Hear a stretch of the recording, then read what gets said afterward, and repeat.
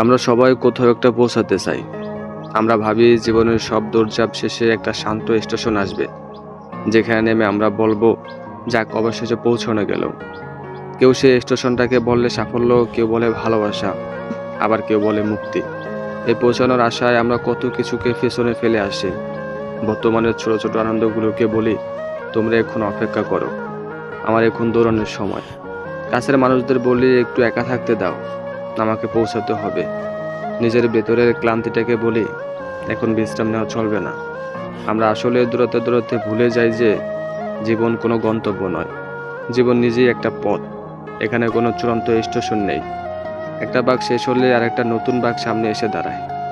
যেদিন আমরা এটা বুঝতে পারি, সেদিন আর পৌঁছানোর জন্য দৌড়াই না, সেদিন আমরা পথটাকে উপভোগ করতে শিখি। পথের ধারের বনো ফুল, হঠাৎ আসা বৃষ্টি, কিংবা ক্লান্ত হয়ে গাছের ছায়ায় বসে থাকার মুহূর্তটাকে আপন করে নেই। জীবনের সবচেয়ে বড় সত্যটা হলো, কোথাও পৌঁছানো যায় না, কেবল হেঁটে যাওয়া যায়। আর সে হেঁটে যাওয়ার গল্পটাই আমাদের একমাত্র অর্জন। আমরা ভাবি আর একটু এগোলেই সব ঠিক হয়ে যাবে, কিন্তু সে আর একটু কখনো শেষ হয় না। কারণ জীবন ঠিক জায়গায় পৌঁছানোর গল্প না, ভুল জায়গা থেকেও হাঁটা চালিয়ে যাওয়ার নামই জীবন। কিছু স্বপ্ন আমরা পূরণ করতে পারি না, আর কিছু স্বপ্ন পূরণ হয়ে গেলেও শান্তি দেয় না। তখন বুঝি স্বপ্ন নয়, শান্তিটা লুকিয়েছিল সে চাওয়ার ভেতরেই।